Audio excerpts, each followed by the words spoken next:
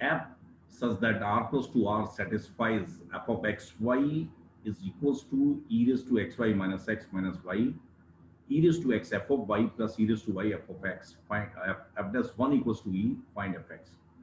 देखिए इसे सॉल्व करने के लिए काफी तरीके हो सकते हैं, लेकिन जो तरीका मैं फॉलो कर रहा हूँ उसकी हेल्प से इस टाइप की हर प्रॉब्लम सॉल्व होगी। ओके, तो नाउ पहला स्टेप ये है कि f'1 की हेल्प से एक लिमिट बनानी है। तो f'1 की हेल्प से लिमिट अगर मैं बनाऊंगा तो f'1 की वैल्यू कितनी होती है? f'1 को लिमिट की फॉर्म में लिखूं तो मेरे पास क्या आएगा? Limit h approaches to 0। ध्यान से देखिए, h अप्रोचेस टू 0 और ये कितना आएगा? ये मेरे पास आएगा f of 1 plus h, f of 1 plus h minus f of 1 upon h। सही है, बात समझ आ गई? और ये मेरे पास कितना दिया है? ये e दिया है, तो इसकी हेल्प से स्टैंडर्ड लिमिट बनानी है। यहाँ पर मुझे f ऑफ 1 की जरूरत पड़ेगी, तो एक्स वाई इक्वल्स टू 1 लिख रहा हूँ मैं, x equals to y equals to 1। ये रिलेशन सभी के लिए वैलिड है, दैट्स वाई मैंने x equals to y equals to 1 लिखा। तो यहाँ पे f ऑफ 1 आएगा, ये 1 बाई ई आ जाएगा, ये e आएगा, तो 2 f ऑफ 1 की वैल्यू मेरे पास 0 आ गई। f ऑफ 1 की वैल्यू कितनी आ गई? 0। दैट्स वाई जो स्टैंडर्ड लिमिट बनी वो क्या बनी?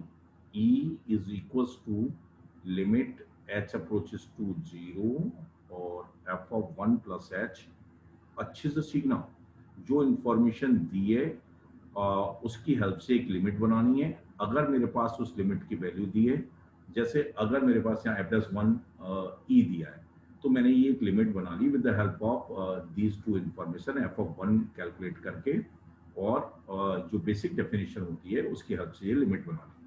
अगर मुझे ये दिया होता कि फंक्शन 1 पर डिफरेंशिएबल है, तो मैं क्या करता? f'1 को लैम्डा मान लेता और लैम्डा के टर्म्स में ये लिमिट बनाता। एक स्टेप ये हो गया। दूसरा स्टेप क्या है कि आपको क्या लिखना है? दूसरा स्टेप ये है कि आपको लिखना है f'(x) को लिखना है, f'(x) को लिखना है और f'(x) की जो लिमिट है, ये बेसिक लिमिट की फॉर्म में लिखना है। इसकी लिमिट कितनी आएगी? Limit h approaches to 0 f of x plus h। अच्छे से देखना, f of x plus h minus f x upon h, minus f x upon h, ये लिख दिया, f'(x) लिख दिया। अब इस लिमिट को सिंप्लीफाई करना है। इस लिमिट को क्या करना है? सिंप्लीफाई करना है with the help of this standard limit, this functional relation and other standard limits. तो नाउ फोकस हियर, ये क्या है? मेरे पास प्रॉपर्टी ये प्रोडक्ट को सम में चेंज करती है। तो मैंने क्या किया, इसे थोड़ा सा रीअरेंज किया। अच्छे से देखना, यहाँ पर मैंने क्या किया, x को कॉमन ले लिया। तो ये मेरे पास जो एक्सप्रेशन है ये कितना आ जाएगा? x 1 plus h upon x, ऐसे लिख दिया मैंने। तो इससे क्या होगा कि ये जो y बन जाएगा और minus f x upon H. तो मैं इसे एक्सपेंड कर पाऊंगा इसकी हेल्प से। तो यहाँ से क्या हुआ कि एक्स वाई की वैल्यू मेरे पास कितनी आ गई? एक्स वाई की वैल्यू आ गई एक्स प्लस एच हो गई और वाई की वैल्यू कितनी आ गई? 1 प्लस एच अपॉन एक्स आ गई। सही है ना? अब ये मैं यहाँ पर सब्स्टिट्यूट करता हूँ तो f'(x) की वैल्यू मैं ज़्यादा अगले पेज पर कर लूँगा, लेकिन ज़्यादा ऐसा नहीं है, आसपास नहीं लिख रहा है। ये कितना है? एक्स वाई की वैल्यू कितनी है? x प्लस एच है, तो ये मेरे पास आएगा लिमिट h अप्रोचेस टू 0।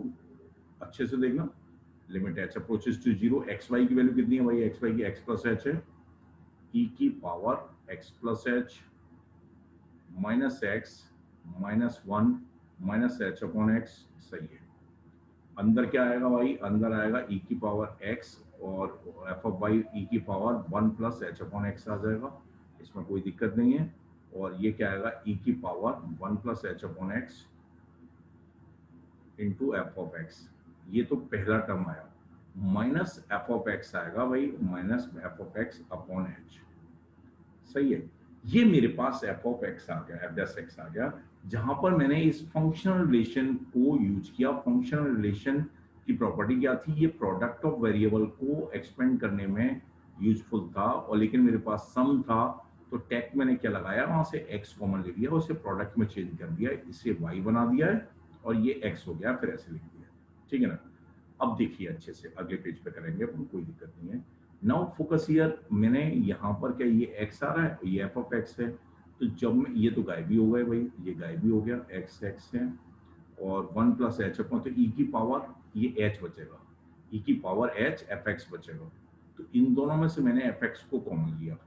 अच्छे से देखना, मैं एफ डैश एक्स की बात कर रहा हूँ और एफ डैश एक्स था और limit h approaches to zero चल रहा था, सही है, एच अप्रोचेस टू जीरो था और ये मैंने क्या कॉमन ले लिया, ई एफ एक्स को कॉमन लिया, एफ एक्स को कॉमन ले लिया, अंदर क्या बचा ई की power H minus one upon और ये एच है, सही है। एक बार चेक कर लेते हैं, ये यहाँ पर ये वाला टर्म और ये एफ एक्स है, जब ये इसका मल्टीप्लाई होगा अंदर जाके तो क्या आएगा, one plus h upon x गायब हो जाएगा, ई की पावर एच बचेगा। जब इससे मल्टीप्लाई होगा तो क्या आएगा भाई, ई की पावर एक्स नहीं है ये, वाई ई की पावर एक्स है, ये तो रहेगा ही। तो क्या क्या रहेगा देखते हैं, ई की power x plus h minus one कितना रहेगा, प्लस ई की पावर एक्स रहेगा minus one minus h upon x रहेगा, और क्या रहेगा भाई, ई की power H minus one minus h upon और ई की पावर एक्स ये वाला है तो प्लस एक्स रहेगा माइनस प्लस एच है ना, सही है।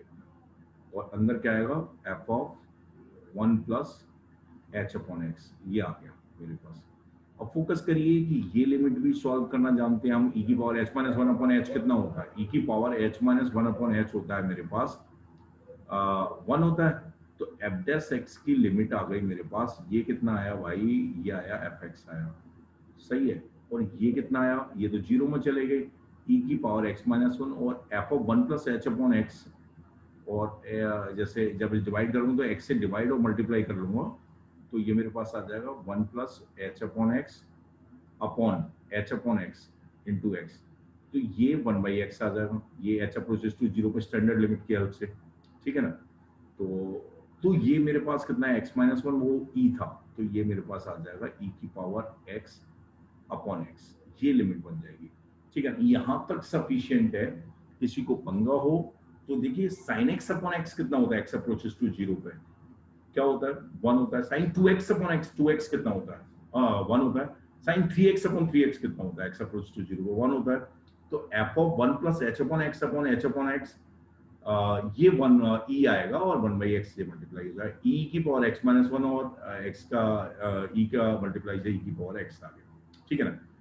इसके बाद काफी आसान है, लेकिन अगर ये आपको डिफरेंशियल इक्वेशन आती है तो, नहीं आती तो भी मैं आपको बता देता हूँ कि अच्छे से आपको याद रखना चाहिए, जब डिफरेंशियल इक्वेशन सीख जाएंगे तो वो क्लियर हो जाएगा। अगर कहीं पर ऐसा कुछ आता है dy over dx plus py equals to q, where p and q are constants or functions of x only, तो इस टाइप की चीज को हम लिख देते हैं y e की पावर इंटीग्रल p dx, ठीक है ना, बाद में इंटीग्रेटिंग फैक्टर वगैरह सीखेंगे आप, और e की power integral p dx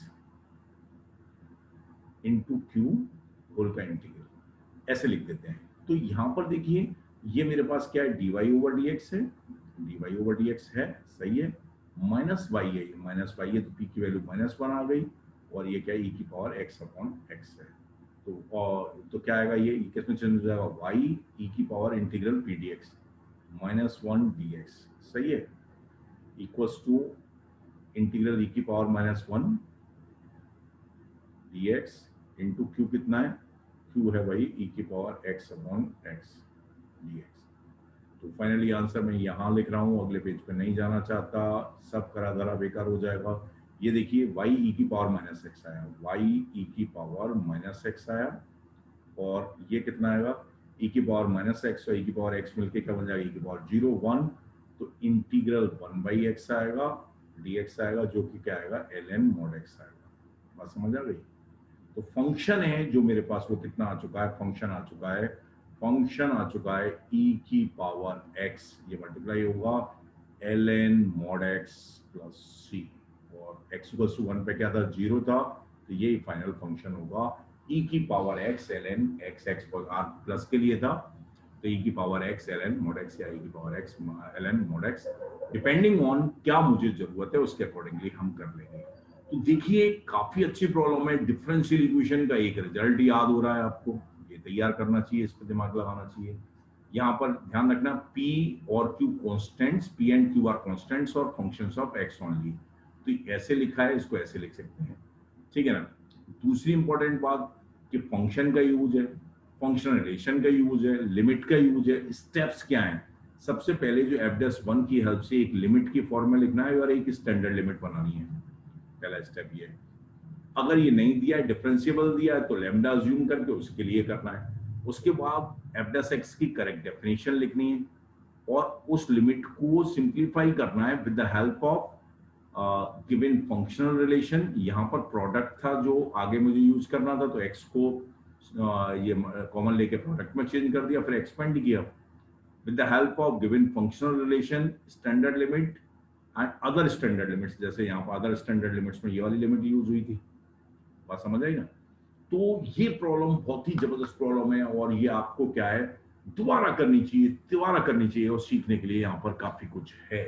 okay, as a approach आप इसको सीखें और 2-3 बार करें, और फिर भी अगर दिक्कत आती है इस टाइप की प्रॉब्लम्स में तो आप मुझसे डिस्कस करें। ओके।